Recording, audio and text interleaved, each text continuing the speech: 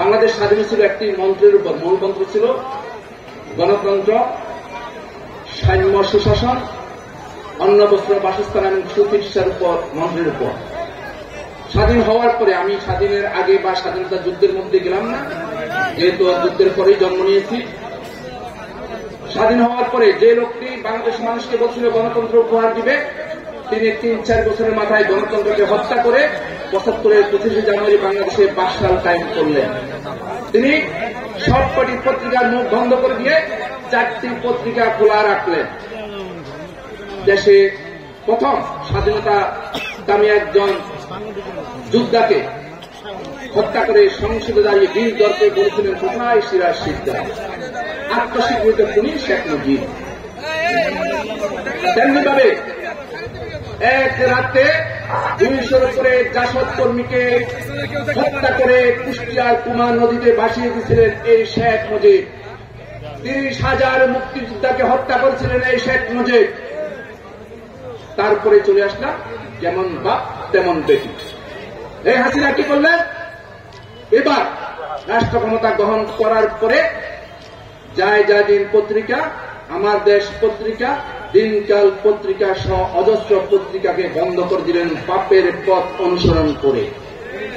বন্ধ করে দিলেন ইসলামিক টিভি, সিএসপি চ্যানেল 1 সহ বেশ কটি ইলেকট্রিক মিডিয়ার কণ্ঠ রোধ করলেন। সিরাজ শিকদারকে যেরকম তার বাবা হত্যা করেছিলেন, তেমনি ভাবে তার বেটি শেখ মুজিবের বেটি হাসিনা আমাদের প্রিয় নেতা ইলিয়াস আলীকে গুম করলেন, চৌধুরী আলমকে গুম করলেন। নাটোরের বড়ই গ্রামে নির্বাচিত উপজেলা চেয়ারম্যান থাকা অবস্থায় দিনের উপরে পিটিয়ে সানাউল্লাহ নূরকে হত্যা করলেন। গুম করলেন অত্র এলাকার কৃতি সন্তান সবুজবাগের সভাপতি মাহবুবুল হক সুজনকে। গুম করলেন সহসভাপতি কাজী ফরাদকে। হত্যা করলেন খিলগাঁও থানা ছাত্র দলের বিপ্লবী সাধারণ সম্পাদক নুরুজ্জামান জনিকে, খিলগাঁও থানা ছাত্র দলের প্রচার সম্পাদক মাহমুদুল ইসলাম রনিকে। অজস্র, ২-১ নাম বললাম, অজস্র সহযোদ্ধাকে হত্যা করলেন, গুম করলেন, খুন করলেন। কিন্তু দেখেন, এখনো পাড়া মহল্লা যারা আওয়ামী লীগের কথা বলে কোন অনুতাপ তাদের মধ্যে না, কারণ তারা তো অমানুষ। অমানুষের মধ্যে কোন অনুতাপ থাকে না। দেশের অর্থ লুটপাট করলেন, ডিজিটাল সিস্টেম করে বাংলাদেশ ব্যাংক থেকে লুটপাট করে টাকা বাইরে নিয়ে গেলেন। তাদের মধ্যে কোন অনুশোচনা নাই।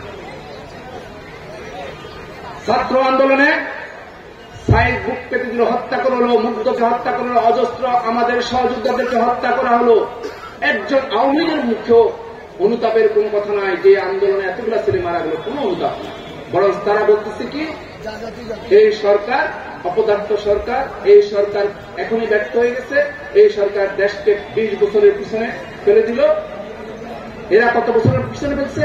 ১০০ বছরের পিছনে। দুনিয়া মাফিয়া এই হাসিনা সরকার ১৭ বছরে বাংলাদেশকে ১০০ বছরের পিছনে টেনে নিয়ে গেছে। এদের মধ্যে কোন অনুতাপের ছায়া আমরা দেখি না, কারণ অনুতাপ করার মতো শিষ্টাচার ভদ্রতা তাদের মধ্যে নাই, তাদের কাছে আশাও করা যায় না। আমরা বলবো, এই আন্দোলন ১৭ বছরের গুম, হত্যা, নির্যাতন কোনোভাবে ব্যর্থ হয়নি, বৃথা যাবে না। প্রত্যেকটা গুমের জবাব হাসিনাকে দিতে হবে, প্রত্যেকটা খুনের জবাব হাসিনাকে দিতে হবে। পিলখানায় বাংলা মায়ের দামাল ছেড়ে এদেশের গর্বের দম সেনা অফিসারদেরকে যারা হত্যা করছে, তার কৈফিয়ত তাদেরকে দিতে হবে, অবশ্যই।